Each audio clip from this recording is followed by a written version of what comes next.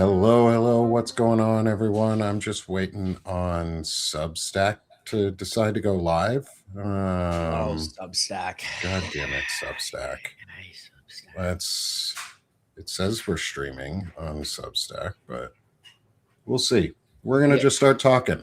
That's the best thing you can do. You just start talking. We're just gonna start talking. So, what's up, all? I'm Nick Perro. This is not Palin talk. Not Palin talk. As you can tell, we're still flying through something, but this time it's not space. Yes. So it's still not showing us live on Substack. What the hell, man? If I know, have to restart it, I will. My stream key was like, it switched my stream key like while I had it already like scheduled. It was weird. I was like, because I went live for the dialogue yesterday, and it was like, oh, didn't work, and it turns out the stream key had like changed. So yeah, that's weird. We are live. What's up, y'all? I'm in the chat now too. Welcome, everybody. It's good to see everyone this morning.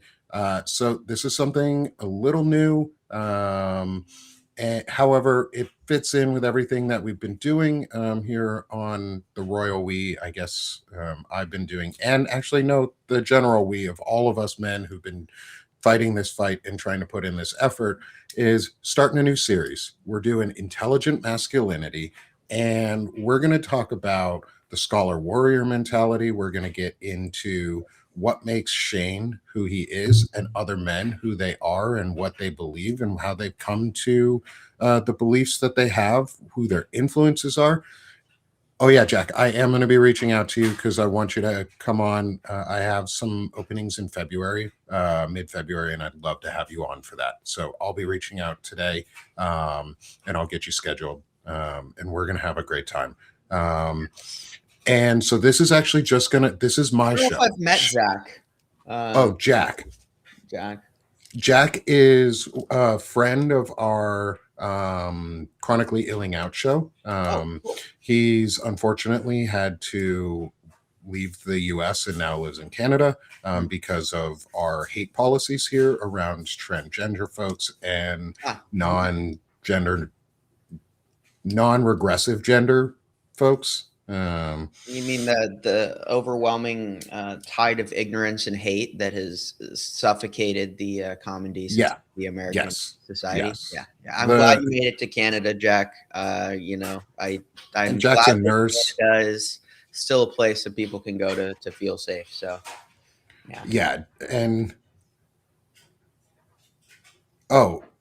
Shane, you've met through Lev, Jack, or you know Jack, at least you've seen the name. I know, like, I haven't met you, Jack, but I've seen you, but I placed you in. We'll have Jack on around, and maybe we'll do just a random show where we just the three of us hang out. So we'll get Jack on. I'm glad Jack is safe too. I know other folks who have left the country because of this shit. And so we're going to be talking about something a little different today, though. There's so much in the news. So first, we're going to acknowledge that yesterday on January 7th, ICE agents murdered Renee Nicole Good in Minneapolis, Minnesota. Shot her 3 times through her driver's side, front and driver window, and executed her with no due process, with no extrajudicially murder. Very extrajudicial murder. No due process. She had no rights in that moment. And you know what's really sad? It's the only reason so many people care is because she's white. Yeah. Well, it is true. It is sad. And I'll be the first to tell you guys that yesterday when I was building the newsletter, and I was looking and I saw that article. I have not watched the video yet. I have. Because I could not handle the emotional reaction that I'm going to have when I watch it today and finish my work that I was doing. Watch it at the end of your day. So don't watch it in the middle of your day. Don't watch it when you're doing work, because it's hard to see. Like, It's it's murder. truth. It's You're murder. watching murder. You This watch murder on TV. 2020 is 2026, right? Like, Yeah. it's like how I watch. I'm people say I'm crazy, but I'm like obsessed with what's going on geopolitics. All you guys know me for that, but I want to know what's going on the front line in Ukraine. So I watch GoPro footage of combat. Okay, Mhm. Shane, you're crazy. I'm 25. I've grown up playing Call of Duty. Some of me is desensitized, but it still hurt. It still is a feeling. It's visceral. It's an uncomfortable thing when I'm doing that research. I have to do it, towards the end of the day because you're watching someone die, really Yeah. die. That's Yeah. 2026. Like this happened, and America, we watched you watch her die, and that is just as potent, I think, as if you were standing right there. It needs to be. It needs to be just as potent as if you were Yeah. standing right there. And not only did we watch her die, we are watching the president of the United States cover up her murder and claim it to be something else. We're watching the head of DHS, Kristi Noem, call the Renee's actions domestic terrorism when she was trying to escape a violent and dangerous situation. Somebody in my comments today on a note asked me, and we'll get into our chat here in a minute. I just wanted to make sure we acknowledge all of this because this is fucking awful. Is someone asked me in the chat, well, what would you have done if you were the driver? I said, I would have done exactly what Renee did. I would have removed myself from that situation when it became hostile. I would have asked for what they were doing. I would have notified my neighbors. I would have called out, and then I would have left. I would have kept my door closed. I would not have gotten out of that vehicle. And then I would have driven away because armed, masked men are coming up to you with no identification, no proof of policing, because anybody can buy lights and put them on their car. Anybody can buy an ICE uniform off the internet or at a tactical supply store and put on patches. How does she know that her life is not in danger of a kidnapping? That's what I said. If a masked man comes up to me like that with a gun and armed, and I'm in a vehicle, I'm going to extradite myself from the situation by getting the fuck out of there. And she did everything that was right. I would have done nothing wrong. This is also like not new of them shooting people in their cars. Okay, so what it tells you is that they are looking like maybe this is the second woman that's been shot in her 2 car. months. In her Yeah, car, 2 months. right? Yeah, the Happened in first one was Chicago. shot like 6 times or something, and is lucky to be fucking alive. It was seven times. 7 fucking times. And this already happened. We already know they're doing this because they had the fucking GoPro footage of him saying, "Do it, bitch." I'm gonna it's something along the lines of basically like he wanted to shoot her, and then he's DMing the guys like, "Dude, I shot her 7 times." Like, God, unfortunately, that woman was Hispanic, I believe. So no one gave a shit because But now it's a white woman. Now they shot a white woman. Maybe we'll see the outrage that's required. But I think, discussions around intelligent masculinity and all these things matter all the more in the face of this because these men shooting people, and they're men, okay? These men shooting people are entirely devoid of any kind of intelligent masculinity, and they live in the world of a fragile ego and a need to grip onto power wherever they can get it because they themselves are weak and incompetent and insecure. And that's why these people are drawn to what they are offering at ICE is the ability to put on a mask and feel powerful when they themselves feel weak and insecure. And the only sense of confidence or security they can get is with a mask and a gun and the ability to extrajudicially murder women and rape women and shoot minorities because that is who they are. Yeah. And it's coming out like it is about race. This is about race. Someone said in the comments that it isn't about race. No, it is. This is the realization of the KKK white supremacy platform. They want The KKK and Christian nationalist white supremacy platforms want women to be afraid that men will just do anything. Men have the power and the privilege to just do anything. The thing about what Shane just said and why this discussion is going to be so important is because they're devoid of any masculinity. They think masculinity is domination, and that's wrong and abuse. That's what they think masculinity is: domination and abuse. That is learned through white supremacy and Christian nationalism. They go hand in hand, they're the same thing. We have a Christian nationalist white supremacy problem in this country because it's the easy Yeah, we option do. for men to not have to reflect on their lives or their actions in any way. Shane put it really well, was they get to wear a mask and feel powerful when they're not powerful anywhere else in their life. That's why they do it, because they get to do it with zero responsibility. They do not have to take any accountability for their actions, and it's an easy path. They don't have to question themselves in any way. They just have to say, I was following orders. And that's what they believe. So let's shift topics a little bit, because I don't really want to talk specifically about this anymore. We're going to be talking about it throughout the day. I'm going to be talking about it throughout the day on different shows. And yeah, and they get paid to kill people with zero accountability. But let's shift gears into what masculinity should and could and can be. Yeah. And so, welcome everyone. Thanks for coming in. I'm Nick Perro. This is Sick of This Shit Publications.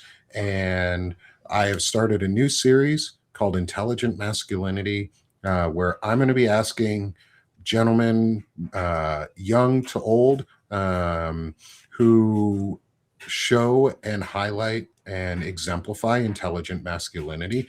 And we're going to be having discussions into the scholar warrior mentality, what it means to be a man.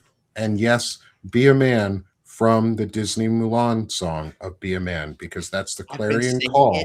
all day, all Good, morning.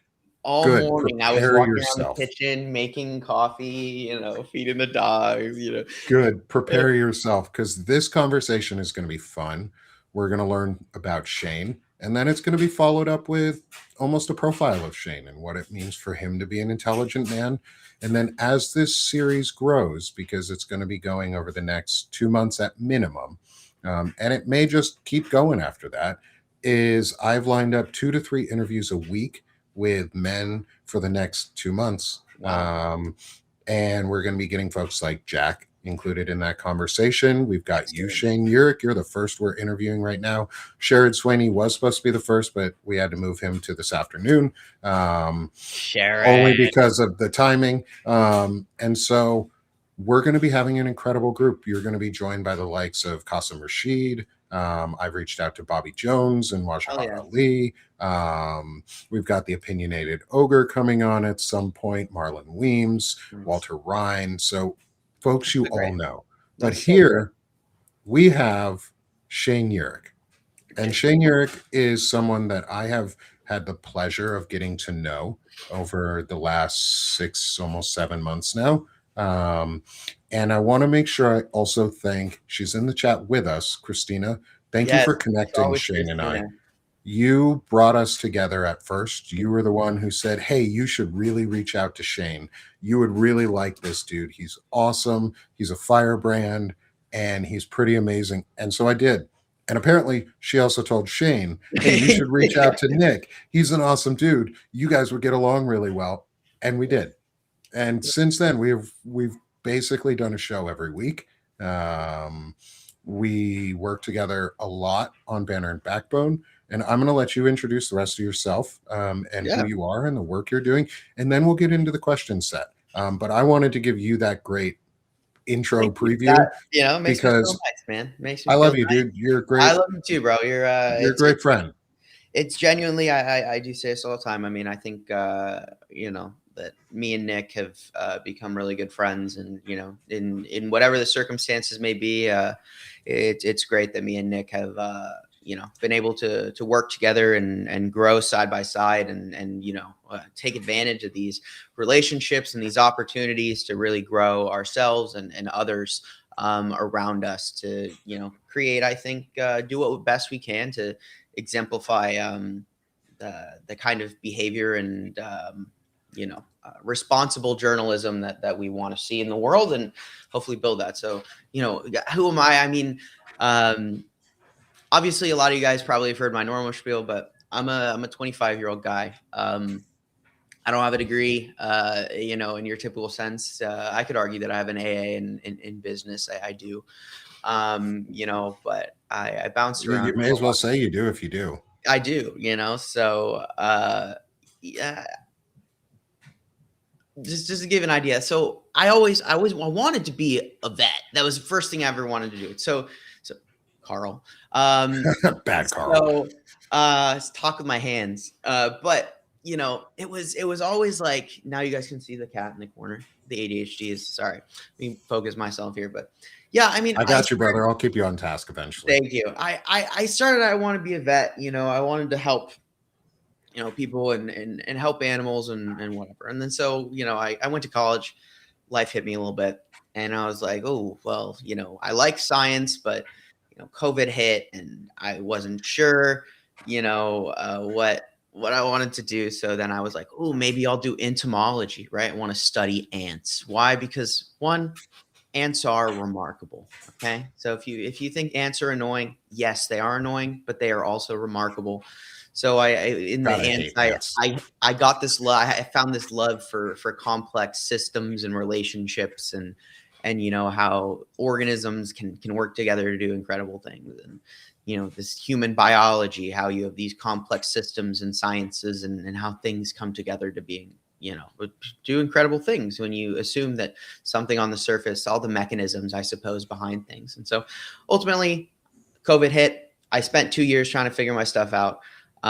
Worked myself around doing odd jobs. I was in service, went to a couple of restaurants, worked myself up to management, jumped ship, because of, social issues, actually, like the first job I had coming out when I left college, I left because sexual harassment, and I didn't agree with the company because I was pushing upper management to deal with the situation, and they chose not to do it. So I told the individual, I told her, I said, look, I'm going to stake my job on this. I'm going to go and fight for you as hard as I could. And I did. And unfortunately, the company sucked. But so I ended up parting ways with that company. And then recently I went to my most recent job, where I worked at the Home Depot for a while until they unceremoniously fired me after I went on strike. But during that time is when I started the Firebrand Project. The goal of the Firebrand Project is, as stated, it's to forge dialogue, it's to burn bright. When I was reading and I came across the term firebrand very early in, Trump's, Trump's regime, right? This is the regime. It's not the term. Under the Trump regime, I remember reading it and thinking, that's what we need. We need firebrands. We don't need people who oppose things, who are say, oh, this is wrong. We need people who are burning with passion and unwilling to, step down to say, oh, well, but people who are opposed to the system, opposed to the narrative, and willing to change it. And so I wanted to create something that's not me, but that's why I called it the project. I just wanted to be a beacon of sorts. So now that I find myself here, and this whole obviously the whole course of my life, I've been growing. I was probably for, I would say, more of my life than I wasn't. Obviously, I'm 25, so I think I become a more, I guess, intelligent man every day, and I try to exemplify the things that I think are right, and follow the example of what I think is moral and correct, and my love of philosophy and logic and understanding, being a Socratic thinker. it helps, I think, if you Hmm. think Socratically, because it kind of really, in and of itself, undermines the very notion of masculinity in a Christo nationalist, Christo white nationalist culture, with all of these traditional values and shit that are not traditional but stupid. Um, and I think I find myself now as a firebrand looking as the most important thing I think is we should value the mind behind the voice. That's all that matters. Awesome. So I don't know if that kind of feels No, like that's great. a No, roundabout thing. I think that's a great intro, and it leads really well into the questions that I'm going to be asking today. So, as we get into this, for everyone who's here, we are doing intelligent masculinity, and the scholar warrior mentality, and what it means, in our opinions, to be a man. And yes, that reference is from the Disney Mulan song. Questions, some of the questions are based off of it, and I'm excited to hear Shane's answers because I want them to be personal but also fun. And so this is going to be a conversation into Shane's development and growth into his masculinity, and I'm excited to get to ask him some of these questions. So let us get into it. This is the first one of these interview series, and everyone's going to get asked the same question, or five overall questions. And I'm excited, like I said, to see what Shane's got to say on all of this. So, first one is maybe the easiest question, but it could not be for some people. Is, who has been one of the most influential male figures in your life, and why? I mean, this will absolutely be kind of the I'm it's not, it's not cliche, it's true. It's my dad, right? So Um, my dad is has definitely been one of the most influential male figures in my life. I think that, and I think he's here. So love you, John.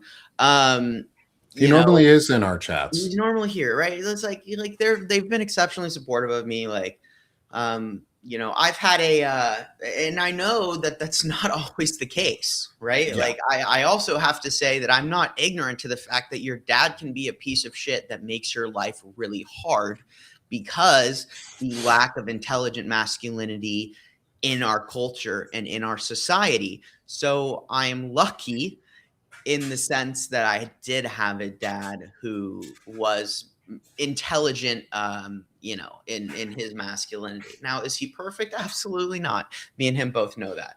And I'm not perfect either. And Hmm. so it's because of that. And, also seeing my dad also grow and change in his masculinity as well, because my dad has what my fiance likes to call a growth mindset.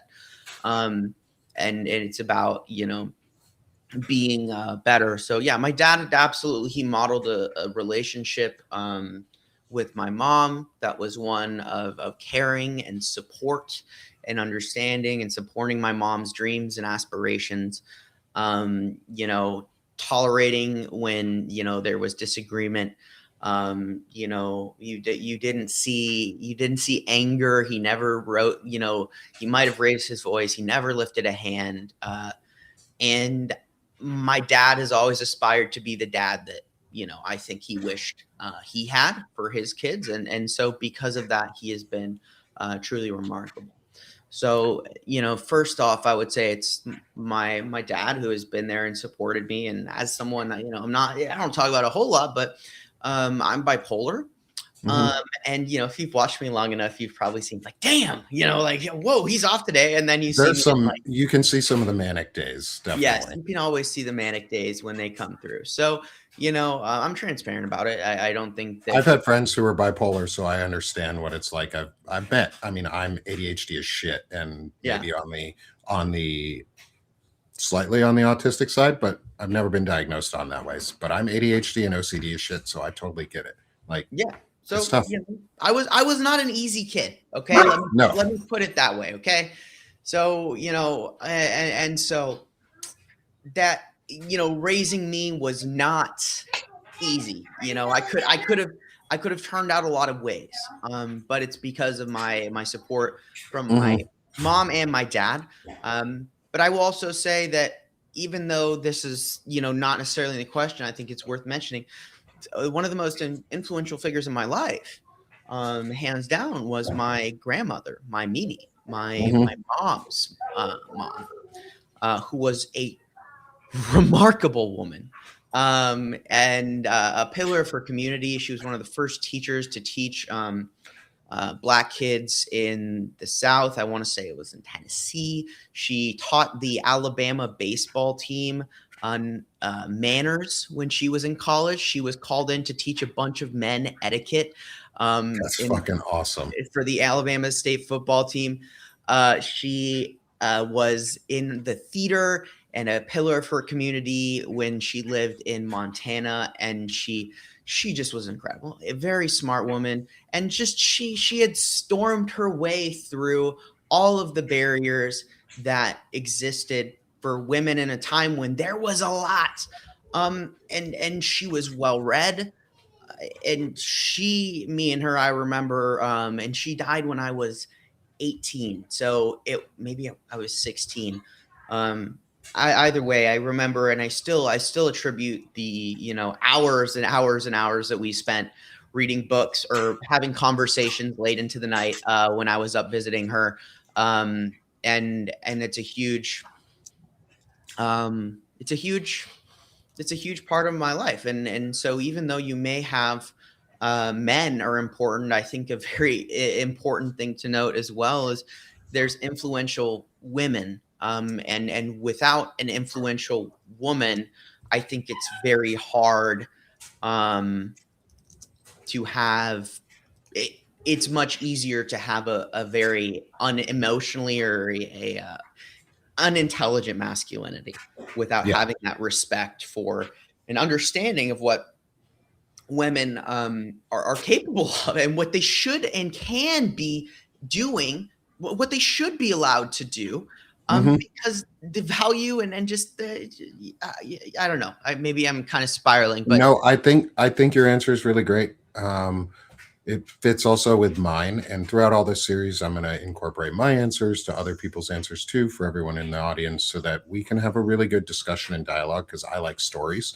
And that's how I communicate with my friends in a lot of ways is stories. And I love getting to learn about my friends and other people and what they do. And the most important male figure in my life is also my dad.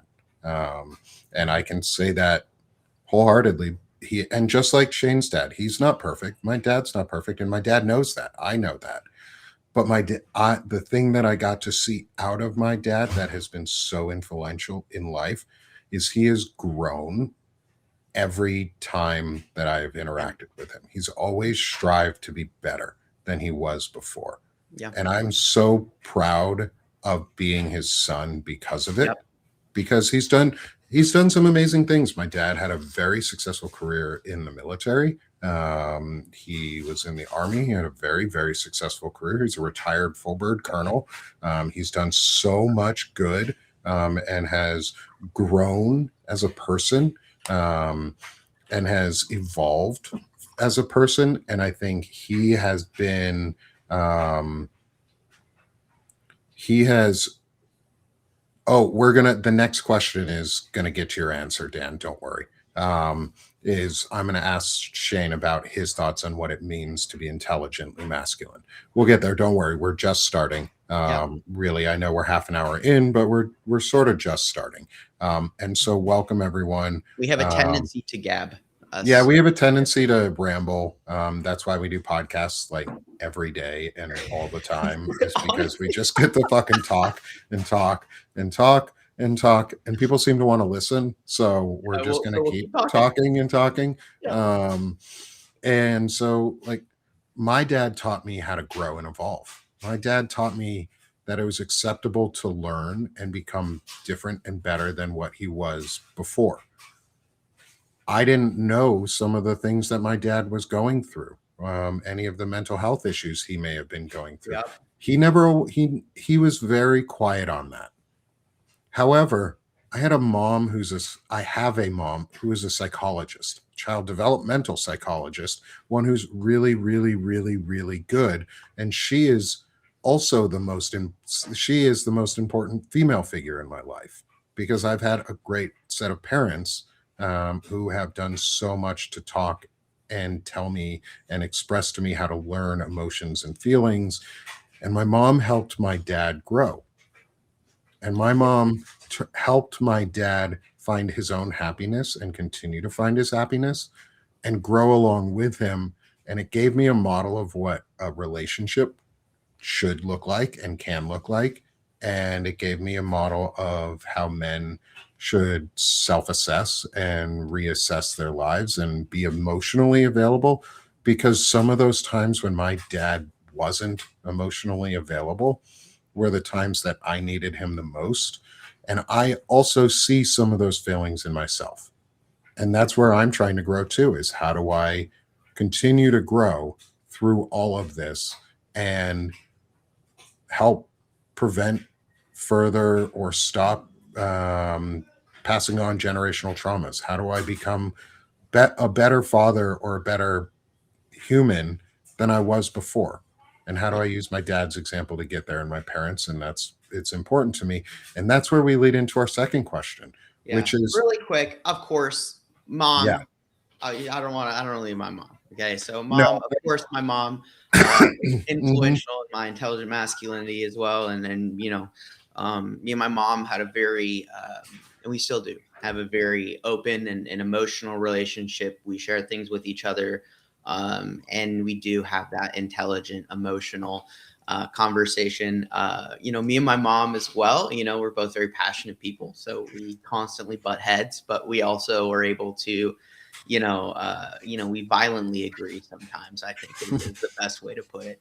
So, as well as that is just, it's important, having good parents matters, it really does. It really does.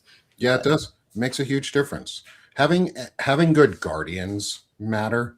I don't know if it's specifically parents, but having good guardians really matter, because they teach and show you a lot.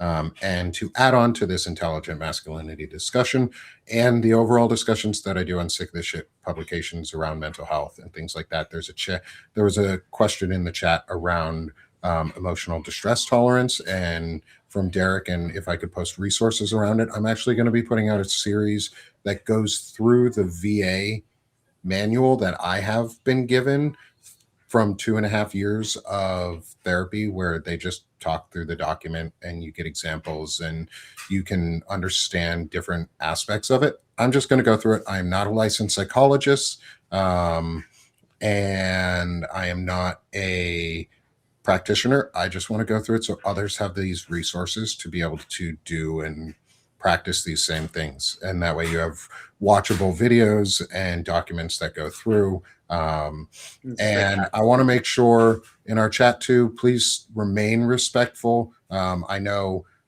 Derek, your comment was about somebody being called that. Um, and I think that's one of the things that we talk about or I talk about a lot, and we'll get into some of those here soon on our third question. But is how do we how do we address not using female anatomy as part of our slang and derogatory terms on a masculine side? And is we go around and we call unmasculine and beta men what they really are. They're testicles. Don't use female anatomy. The thing that I like to say, and hopefully it gets some laughs from all of you and a good response here again, is a pussy can take a pounding, a Yep, testicle can't. that's So correct. I'd rather be like a pussy than a testicle, because that shit can take a pounding and it comes back. You hit a testicle, it's soft, weak, and you just squeeze that shit or touch it lightly, and the man's down. Like Shane can tell you if he's ever been like touched. Look, No, no, no, no, no, no. my Jandro, brother was Jandro, a hard your guy. comment was not off kilter. I laughed a little bit in my head. I just want to make sure we're remaining respectful, because I agree. Is that testicles are soft and weak, and that's what we should be using to call men. Pussies are not. So Shane, what are your thoughts before we get into our next question? Because that derailed me just for a second, That's and I okay. like That's that one. sometimes it's got to be like that. That's why you said you got an hour and a half, so we'll probably Mhm. end up using it. So look, I think that in that, look, it's important. It's important. I've always said words matter.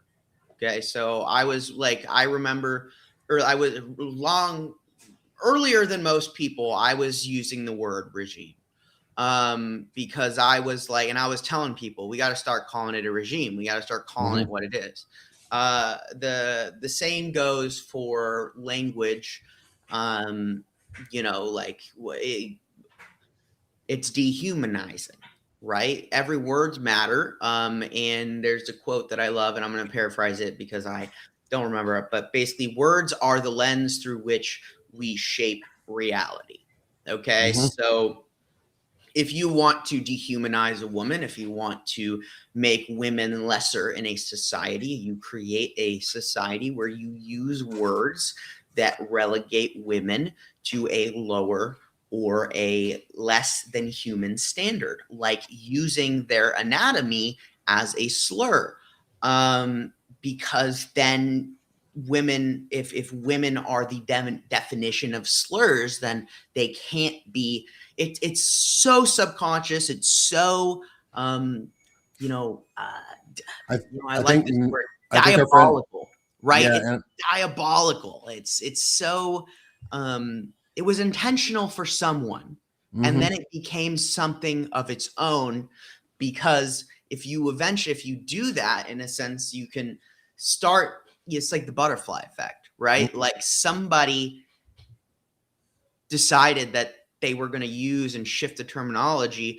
And it's important we understand that masculinity because it's something they're doing in real time. Actually, Yeah. they're doing it aggressively in real time. So it's intelligent masculinity is not just about knowing whether or not what to be a man, like being a man, being respectful. It's about understanding the environment in which you exist, and the things that you have to counter and be observant in your life because of the culture that is prevalent here, particularly in America, but largely across Western culture. Yeah. So you started into the answer here for the second question. And before we get into that question, one final tangent piece, because it's been brought up in the chat a couple times, is what is smegma? Smegma is Stephen Miller. Smegma. Stephen Miller eats garbage So always. what smegma really is it's the yeasty substance that you find on the inside of an uncircumcised penis tip when it's not clean or washed. It's gross, it's It's gross. disgusting. It's Stephen Miller. It's But we're Stephen not Miller. going to go into that conversation too much No, further. Is he's. he's the smegma of human beings, and if he just, instead of being bald, if he did the tonsure thing, his head would literally look like an uncircumcised penis. If it makes you guys feel better, every time I hear his name, I imagine Stephen Miller in the closet in the White House chewing on a piece of cardboard while MBS was there because he hates Arabs so much they had to chain him up in a closet um, to keep him from freaking out. So I just think of Stephen Miller in the closet chewing on cardboard when I hear his name, and it makes me feel better. So Yeah. he's a little cardboard muncher who they gotta keep away because he can't handle himself. He is the epitome of weak Yes. and stupid Yes. masculinity. Yes. Great. So let's get into our second question then. What Yes. what does intelligent masculinity mean to you? Yeah. I think it's let me see if I can. So I want to start with how you view what your outlook is. So I guess and I work on this. Just to be clear, I don't want anyone to think that I think I'm some epitome of intelligent masculinity. Like I am flawed as hell, yo. Like, this is that I work on things every day. Like I have I agree, Nick. I have a growth, I try to have a growth mindset. I struggle like everyone else. There's days where I go back, and I'm less than intelligent, I'm emotional, but we all are. And part of intelligent masculinity is accepting that, realizing that you are imperfect and that you are wrong often in your life. Mhm. So in that sense, I think the first thing is your outlook on life, particularly how you perceive others and yourself. So when I think of someone who's, masculine and intelligent, embodying intelligent masculinity, I think of someone who is Socratic. I think of someone who looks not at, those more visible or aesthetic traits, but looks at people from a value based perspective. So what is the offer? Like what? And I want to be careful because value is like, oh, valuable. Like when I say value, like what does that person contribute to the conversation, to the dialogue, to your community? I don't believe that you should attribute any quality to anyone on the basis of how they look, how they sound, what language they speak, what their sex is, how they identify from a gender perspective. What, right? So in that So the sense, quality of their character and not the color of their skin, almost like Martin Luther King said, is to judge. right.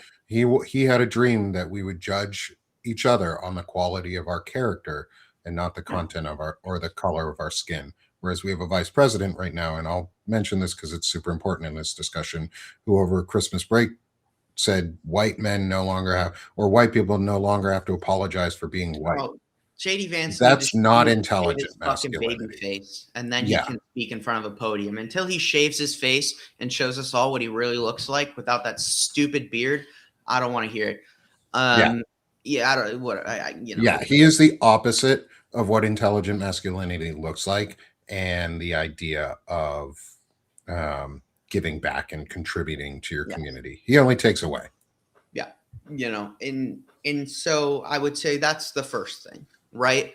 The second thing is challenging yourself.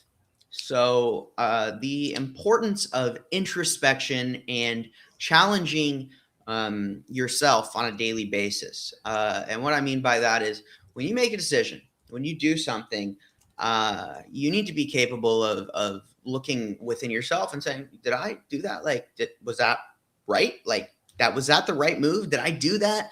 Was that a dick thing to do? Was I making a mistake? Did I make a snap judgment? And how that translates into life is accountability.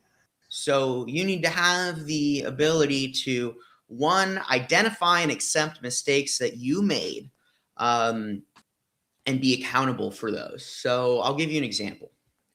I am at my job at Home Depot. And of course, in my little corner of the store, like everywhere else, there is, there is a drama. There's drama everywhere, right? So I Mhm. happen to have a coworker who likes to, talk shit. I would say he's not the most masculine. He doesn't embody intelligent masculinity. He's not, and so me and him have had issues. He kind of Yeah. tries to pick and choose at everybody, and me and him have had discussions before about him throwing me under the bus. So one of my coworkers comes to me and tells me, look, this guy he's saying, X, Y, and Z about you to the department leader who, and it could cause issues for you. So I go out there. I'm like, hey, can you come outside? Let's talk. And so we go outside and I, started talking to him and I, my voice was raised. I was upset. And he says to me after a while, he's like, look, I don't have to take this. And he turned around and he left. And I sat there for a moment and I was like, I was right. I'm allowed to be upset, but the way I handled that was wrong. And so I immediately, his shift was almost over. So when I knew his shift was over, I went outside, and I waited for him, and I stopped him and I said, "Hey man, I just want to say I'm sorry for using, raising my voice and acting that way, because I know that, while, we had a disagreement and I was wrong, and what you might have done was a mistake. I hope that we can both take accountability.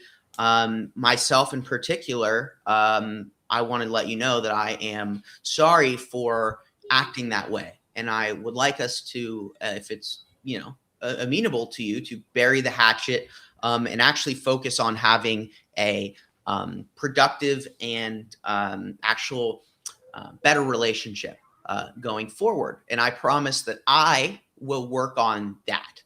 What I did, I promise that I will continue to take away from this experience and avoid doing this in the future." And, we shook hands, and up until I, was fired, me and him were on great terms. And that, in that case, is what I think. One is, I think that's intelligent, masculine conflict resolution. And it starts with you. If you don't, own your mistakes, if you don't own, whether it's the action or the thought internally, you cannot address that. So the importance of introspection and intelligent masculinity cannot be understated. Mhm. You need to be able to, which men suck at, to challenge your ego. Your ego cannot dominate, cannot stop you from being able to inflect and realize that you made a mistake. And I would say that's probably the second part of, I think is really important, intelligent masculinity. And I'm going to give you a third. And, the third part is understanding and actively trying to attack and undermine gender roles. So gender roles are stupid. I am not the breadwinner in my home at all. Okay. Thanks to my fiance and all of the work and how remarkable she is, she's making, ends almost meet. And what we do and what the firebrands who support the firebrand project do is they allow us to do this together, by helping support us financially and our family of fur babies and us. So Mhm. it's because of her that I am able to do this. And it's important that I acknowledge Yeah. that there is a woman behind me, who makes this possible. And to not, assume that I have to be the one making the money. Because I knew, and what's unique about my relationship, I always say this, is when we first met, we met on Tinder. So, when Tinder was still kind of not, it's like it's never gonna happen, but it happened, right? So how did you meet? We met on Tinder. Yeah, it's not supposed to be that way, but it is. So, but the first time we ever met, I called her on FaceTime, and I was like, "Hey, let's play Magic: The Gathering." And I thought I Mhm. was hot shit. Okay, I brought out my best deck, and it was a fast win deck, and she crushed me. And I was like, whoa. And I was like, that's kind of cool. And I said, all right, I'll bring out my other deck, and she crushed me. And then I was like, all right, we're gonna go do this one. And then she crushed me again. And so I was like, shit. And then we went out on our first date, and she rocked me in air hockey. And I was like, I'm losing. I'm losing all the time. And, instead of, my gut reaction being, oh, ego, I don't like that. I was like, you know what? Actually, I think that's really cool and impressive. And having a partner who is better than me will challenge me to be better. and her growth mindset helps complement my growth mindset. But if I were to embrace gender roles as they stand, I would be unhappy. I would feel insufficient, like I was not providing, and like I was not being a man, right? Based on gender roles, to these people, I'm effectively, in my mom's basement to these idiots, right? Like, oh, you're being Hmm. taken care of by a woman. No, I'm being taken care of by my partner, and we split responsibilities and support each other where the gaps are, because it's part of being a team, not part of Hmm. adjusting to gender roles to fit the expectation, right? So Your uh, wife isn't, or your partner isn't your servant, is what you're saying? Your partner actually, isn't if your I had to slave? argue it, I would be the servant. Okay, like Okay. if we're really gonna do that, I would be the servant in this. She says fix the door, I fix the door. It's not the other way around. If You I'm know, like, I've hey, can you I've do actually this? heard that quote exactly. Yeah, And if you don't fix the door fast enough, sometimes they appear with tools in their hand that aren't the right ones, and right, on exactly. purpose. And Yeah, it's it's purposeful, because then you're like, oh shit, I actually have to get up and fix the damn door. She meant right right. now. Or You know, your husband, or whoever your partner is. It doesn't matter if your partner is male or female. One of you gets told to fix the door. right. Well, like there you go. Right. It's like, why are people homophobic? Well, they're homophobic because they assume that, because based on gender roles, for a Hmm. normal relationship, you need to have a man and a woman. So if you put two men together, that is stupid, right? So there's like a fundamental basis that supports that, because there's this assumed normality, this assumed Yeah. baseline for how people in relationships are supposed to be. Which is, I'm not going to go too far. I'm going to focus on intelligent masculinity here, but I will say that's a form of propaganda and how you control a population. I'm going to leave it at that. You can think about Hmm. that. Use your brain. You guys can use your brains and ruminate on that later. Stick that nugget in there. But the third part I really wanted to lay out there is, one, challenge gender roles in your life, but two, you need to challenge gender roles in the world. You need to challenge other men. You need to speak out when people be like, "Oh, that bitch looks like, I like that bitch's ass." It's like, dude, what the fuck? Like, are you kidding me? Like, yeah, all the time. I can't tell you how many times I've, been at work or wherever, and I'm like next to, someone who's my friend that I spend time with, and they say something, I'm like, dude, no, like I'm your We friend. don't say that here. You don't need to say that. Why are you objectifying that person? Like, dude, she could Hmm. have a fucking PhD in neurology. Like, and you're like, you're changing, demeaning the value of that person to a physical attribute of their body. So you have to challenge other men. You can't, if Hmm. you're going to embody it, you have to live it.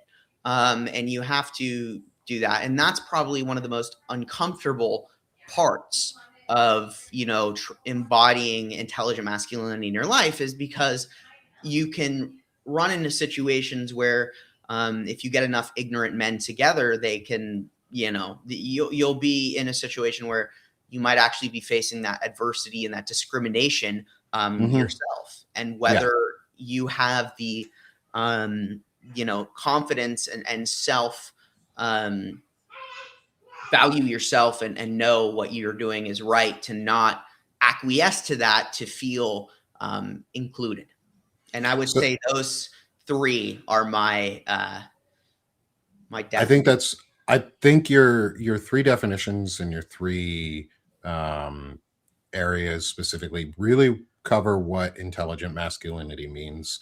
And it covers a lot of what I was going to ask in questions 3 and 4, which are, how do you model intelligent Oh yeah, masculinity I in can your forget. life? Which you do. You go on offense. I'll summarize some of what you just said. Um, is you go on offense for it. You challenge gender roles, or you challenge behavior in real life. You take your words and you turn them into actions, and you hold yourself to the standard that you are trying to hold others to, because you know it's the right one.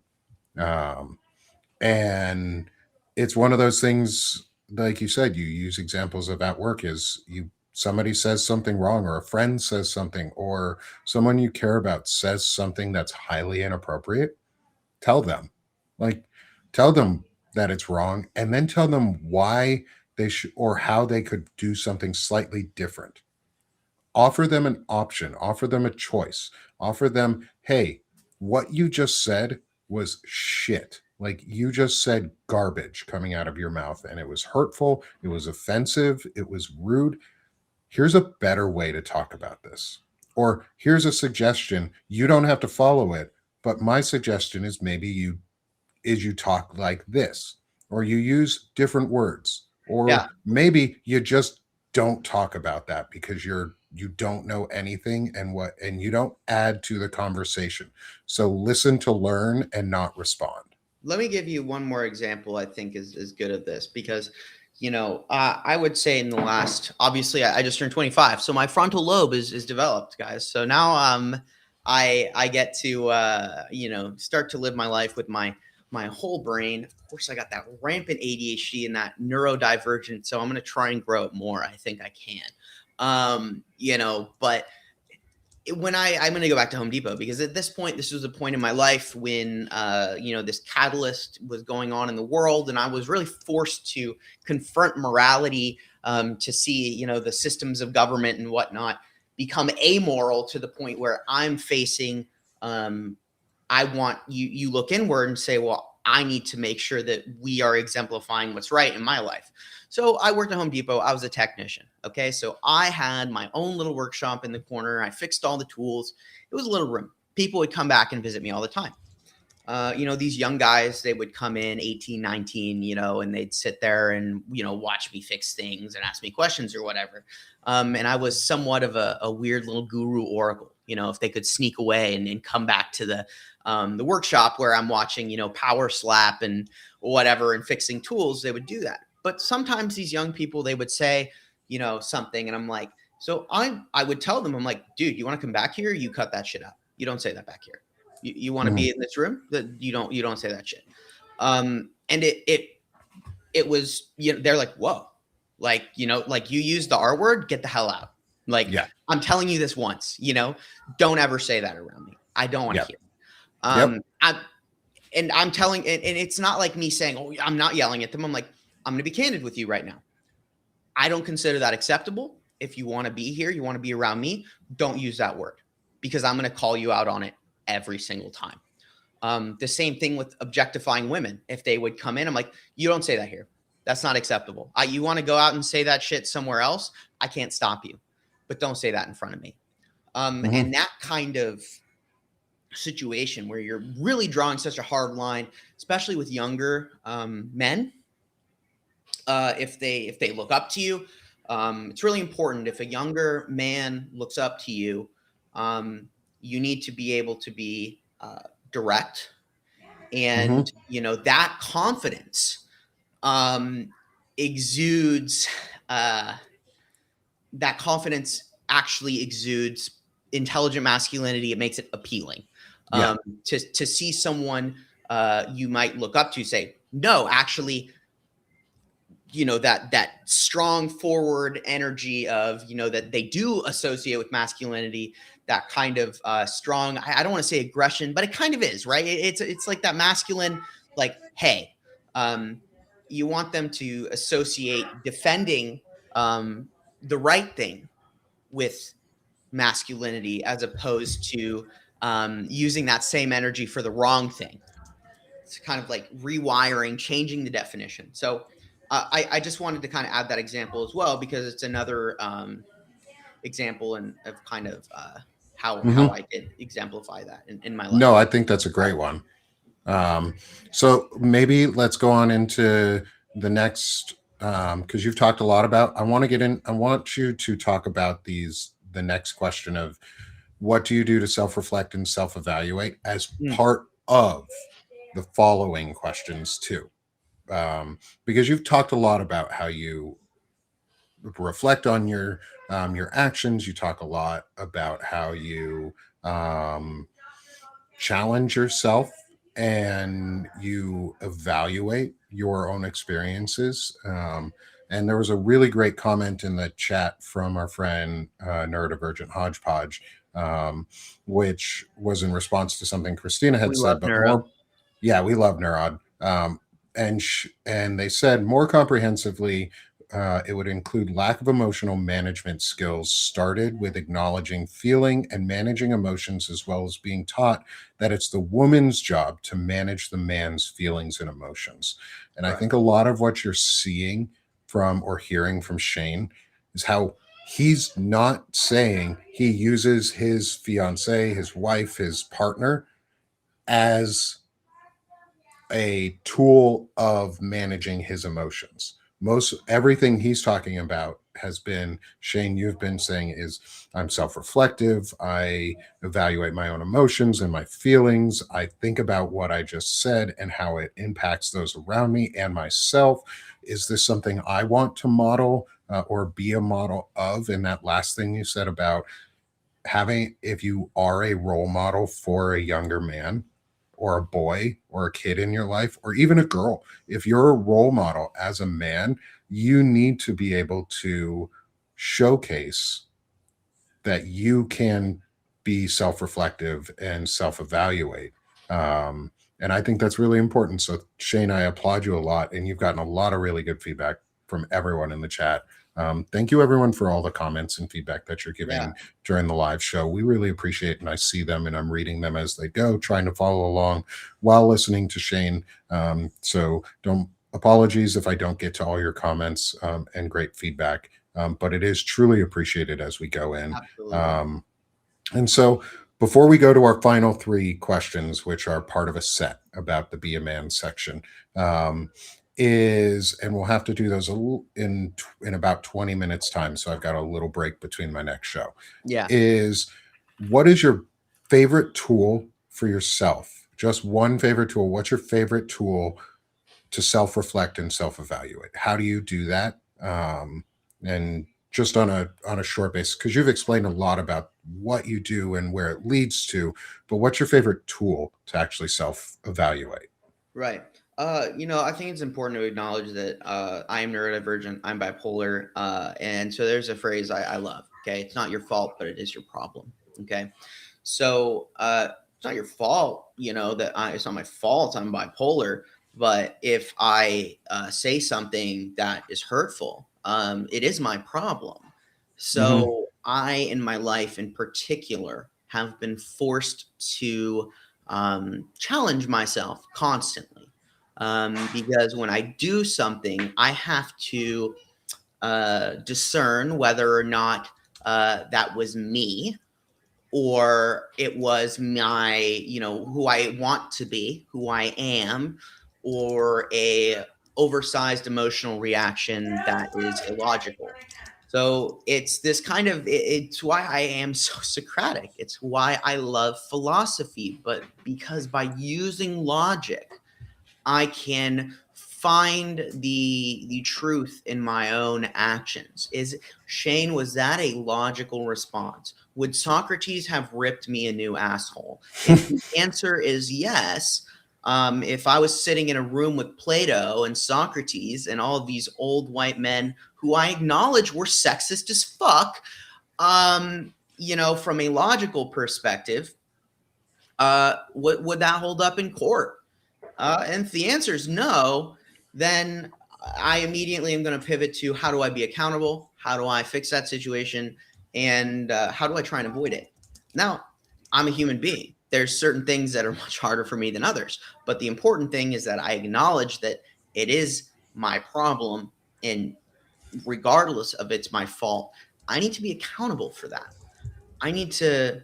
So, in that sense, um, that's where I think, because my life, my greatest struggle, right? I give this analogy. My brain is kind of like a Dyson sphere. So inside of a Dyson sphere, if you don't know, really quick, a Dyson sphere is a kind of sci-fi concept where you build a structure around a sun so that you can harvest all of the energy from that sun and use it for your civilization. I'm going to fight my desire to talk about why that would destroy an entire solar system right now. Okay. Yeah, fight that desire. We'll do that on a space We'll talk. do that on Pile and Talk. Okay. Let's do that next We're going week to for talk about Pal and Dyson Talk. spheres. Dyson Yeah. spheres, space talk next week. I love Dyson spheres, so that's a cool one for me too. So basically, the idea is that my bipolar brain, I have built a Dyson sphere around this sun. It's a cage sun, okay, and sometimes, it'll get a little crazy. It'll blow out a mirror, right? So my job is to have a repair crew on board to make sure I go in and fix that, because, well, maybe it's not my fault that there was a mass coronal ejection and it, blew up half of my Dyson sphere, but now that shit is going everywhere and it's a problem. So I got to go and fix it. So it's about figuring out the best ways to do that, to look into why that happened and how I can do that. So I think that in that strategy as well, it's about looking inward, understanding yourself. And, if it means making an analogy for your brain so you can better understand yourself, do that. The best way to be emotionally intelligent is to deeply understand yourself. And in my case, I have been forced to do that because it's not my fault, but it is my problem. And I fight my brain every day. That, it's when you think about, people who struggle or have things like bipolar disorder or general anxiety or, general depression or ADHD or autism or any of these neurotypical different neurotypes. You need to understand that a lot of times the struggle is inside. The struggle is dealing with your own things, Nick, and the struggles that you have coming out of being in an active combat zone and your experiences there. You're not wearing that on your sleeve, but you do deal with it every day. Oh, every day. So that's how it is. It's not what's seen, it's what's inside you. And if you can't deal with that, then you can't function in society. And unfortunately, society is not built to accept in the moment people who have that struggle, or really to have any empathy for that. So it's on people to embody intelligent masculinity and things like that, to challenge this status quo, to rebuild. I always say, change the national dialogue, change the global dialogue. So change your internal dialogue. Correct. And I think that's a great answer. So thank you for all of those incredible answers. And that concludes the seriousness of the questions. Okay. These ones are a little bit more fun. And we'll try and go through them a little quicker if we can. I know we both like to ramble a lot. I'll do my best to be succinct for you. Okay. So question set number 5 is being somewhat whimsical here and using one of my favorite songs in the clarion call for men, and our call to action, which is our Let's Go Girls, is Be a Man from Mulan. Women have Let's Go Girls, which is their power song and call to action. Men have Be a Man. And so it's always been one of my favorites. And there's some fun lessons that can come out of it. So I've got 3 quick questions for you, Shane. Okay. What does it mean to be as swift as a coursing river to you in an intelligently masculine way? What does that mean to you? I like the term stay liquid. Okay. So it means that you're adaptable. It means that you're ready to address the situation. And, I think it's a military term. Is that where it started? I don't know. This idea of cause they go, or police, you go in a clear room and they're like, stay liquid. Right. But it's be adaptable, be flexible. As a man in the world, you're going to come across a lot of bullshit. And you need to stay liquid. You need to be able to address it in the moment, and you need to be able to do it in a way that sets the right example and maintains that set of moral standards that real masculinity is, and that's important. So being able to contradict that anti-Semitic or that racist or that sexist comment on the fly, you got to stay liquid. I like it. So I will. People are asking in the chat, can I include links? I will include them in the post show notes. And I'm also going to work on adding for this segment of the interviews, little sound clips for and from the song itself, so that you can hear this part of the song, um, because it's one of my favorites. And thanks. So Shane, great interview, great discuss, great answer on that, on saying liquid and being flexible and being able to adapt and change and challenge your own views. So thank you for that. I love it. I love the stay liquid, stay flexible, stay like a river. It courses, it rages sometimes, and it's smooth sometimes. So let yourself be like that river, and let thoughts sometimes swiftly drift away.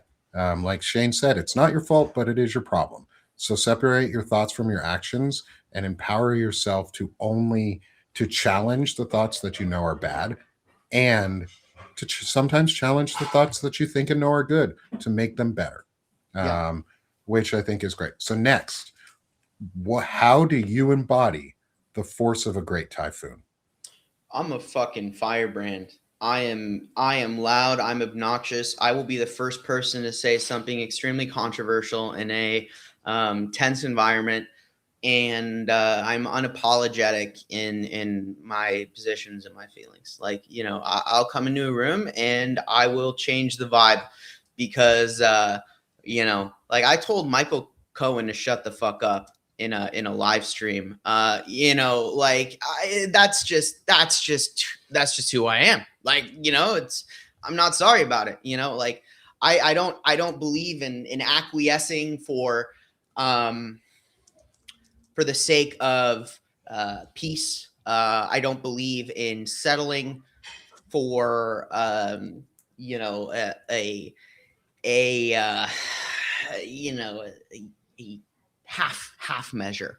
Mm-hmm. This is a world of half measures. And so you need to be the great typhoon. You need to come in and blow away the bullshit and not be afraid to shake it up. And you know what? Like you may lose some people, you may lose some supporters.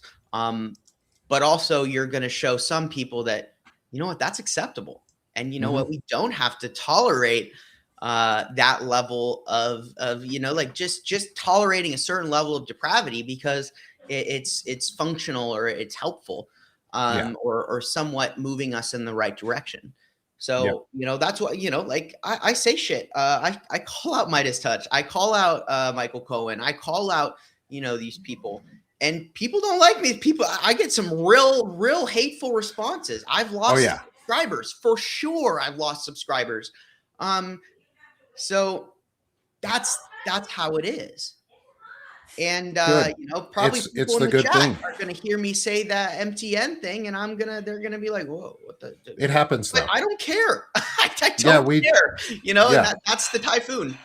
Yep, and we do that a lot here. Shane leads the charge in a lot of that. So, and I'm for it because it's the truth. It needs to happen. We have to pressure our own too to challenge themselves to be better. And that's what Shane is really doing. He he's challenging them to be better, and he's challenging himself to remain better and remain growth mindset and growth oriented. Do not obey in advance. Shane doesn't obey in advance, and I have a that's his problem with mindset. authority. I will be the Yep. first to say I have a huge problem with authority. Because Right now, that's really good. yes. Um, And so, finally, our final question, and for anyone who might know the song, is how are you as mysterious as the dark side of the moon? yeah. It's fun fact, the moon is tidally locked. So there It is is. a dark side of the moon. It does not spin, guys. So, how am I as mysterious as the dark side of the moon? Um, I really like this question, but I don't necessarily You know. don't necessarily have to have a good answer either. Well, I like to have a good answer. So I tell you what. Um, I am very pragmatic. Um, and I am not going to, I don't lie to you. I might not be right all the time. My predictions might not come true, but I'm never going to like sit here and tell someone something to make them feel better. And or give false hope because I think I don't want people to get disheartened. And so I think that when there's moments, where I have some radical candor at the end of my show, and I'm like, look, this is not good. I don't want to make, you call me the bad news fairy in a loving, Sometimes, yeah. in a loving and kind, in a friend, teasing way. Right. But Yep. it's true. I do think I tend to be that way. And I think maybe I am, while I burn, I burn bright. And I do believe that, whatever the case may be, it's what we, it's that we need to be honest, and by changing that dialogue and really reassuming reality, right? Like, it's like, look, Shane, you're a doomer. You're always talking about how the AMOC is going to shut down. No, we need to be asking our politicians, how the fuck are you going to deal with that, right? Like, instead of just ignoring it. So like that, I might make people uncomfortable, but I kind of am the dark side of the moon. I like to take a tidally locked moon, and I'm a little orbiter. I want to take you around, and we'll see the backside. It's like, oh shit, there's a bunch of xenomorphs on the dark side of the moon, guys. Spitting acid and killing us. Yeah, exactly. We should probably deal with that. It's like, nah, it's okay. Nah, it's okay. Like, hey, they're there. So, yeah, I think what makes me a little different is that I'm not afraid to, talk about what's on the dark side of the moon. Good. And I'm so glad you aren't. And that is such a great way to wrap up this conversation too. And before we go though, as always, I want Shane to be able to sell himself, because I love supporting my friends and getting their work out and building this community. And Shane and I have become really good friends over these last 6 months. And he and I work together really closely in a lot of ways, but we're just friends, and we help each other and we challenge each other. So go support Shane Yirak at Firebrand Project. I know you've talked a lot about yourself today, Shane, but please shamelessly promote yourself for a couple moments here, so people know where to find you and how to support your work.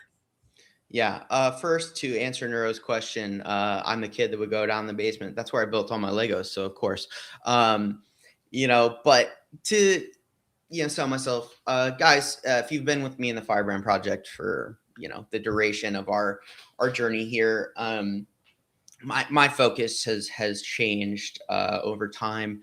I'm looking at the gaps. I've gotten to know other colleagues of mine in this space, and I see where people are doing a great job and where I don't need to be. And so now my focus has really become, in 2026, I'm putting it all into my Firebrand report, which is now a newsletter as well as a live show. I'm focusing on data storytelling. I'm focusing on telling the wider story. In fact, in my latest report, I would love for you guys to go and read it, because there's no live video, but I'm working on a new set of infographics.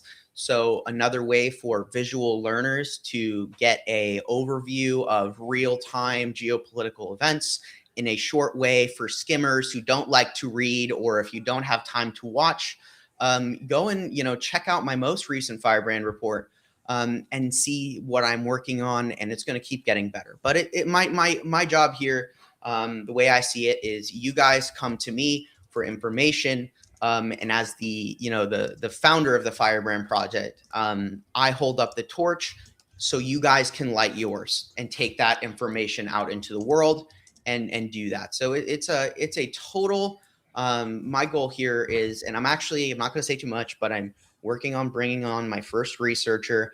Nice. So that's going to be very exciting. She's somebody, but you probably know. But I'm very excited about that. So things are going to keep growing. But, good. If you guys want to come and support me, in particular being as a free subscriber always is helpful. But as a paid subscriber, the more paid subscribers we get, the sooner I can pay this individual. So, these are things that are really important. I wish it was Ellie, but Blue Amp got her first. So, in that sense, guys, come and check out my work. There's a lot of great things. And I think with this help, we'll be able to start bringing more of that investigative journalism backed the Firebrand project.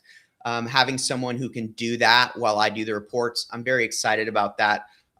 Just come over and join us for a show every day, Monday through Friday at 2 p.m. PST. That's 5 p.m. EST, 4 p.m. CST. And join us for a Firebrand report. And I just want to help everyone put together the pieces and kind of get a wider worldview, because we live in a global world. So it's important we all know all the things that are going to affect us here in our daily lives. So that's it. That's, and I'm also very proud to be a part of Banner and Backbone with Nick, and to do that and have Palin talk and be able to be a contributor there as well. So make sure you also go and subscribe to our Banner and Backbone as well. So Nick, after this, throw up Banner and Backbone on the screen as well, so people can go there as well. Go support Banner and Backbone, because that helps me and Shane, because like Shane wants to hire on folks, I want to hire Shane. Like, I want to be able to have my friends work alongside me, and we pay each other in different ways. We support each other. We give each other the resources and the tools that we all need, because we're a community. It's a co-op and not a competition. And so this is new media, which is a co-op media. So come support Banner and Backbone. And then finally, real quick, just come support me here over at Sick of the Shit Publications. Please do help that. me build this. There's 400 of you with us today right now for this first intelligent masculinity discussion. And I appreciate every single one of you for being here, whether you got here at the very beginning and you stayed all the way through, or you're just getting here at the end. Thank you for joining the conversation or thinking about becoming part of this conversation. Please watch the replay, share it, restack it. That's the most important. You guys are so awesome for being with us. You'll also see me in about 7-10 minutes here on another show for my bro show. So come join us for that. Come join me for that. Masculinity. Go watch some intelligent masculinity. And that's what we're trying to do. So thank you, Shane, for ending up being my first guest for this series. This has been incredible. I'll come back at the end and I'll interview you. Oh, for the fantastic. last one, I'll come back and I'll interview you. We'll swap roles. We'll end where we started. Your own questions for the last one. Love it. I would love to do that, Shane. So let's do it. So thanks, everyone. Y'all are great. I'll see you later today for another intelligent masculinity discussion as well with Sherrod Sweeney. So join me later for that. What time is that? 2 p.m. Eastern, 11 so that'd be Pacific. 11 for me. Yeah, 11 Pacific. And then in 5 minutes, I've got another show. So it's going to be a busy day, all about the bros, all about intentional masculinity and intelligent masculinity. I said intentional masculinity, and I think that's a good one too. That's good. That's good. I like that. And intelligent. Intentionally intelligent masculinity. Beautiful. So have a great one, y'all. Let's stop being sick of this shit and let's start doing this shit. And that's what we're doing here with expressing intelligent masculinity. Thanks, y'all. Have a good one. Bye, everybody.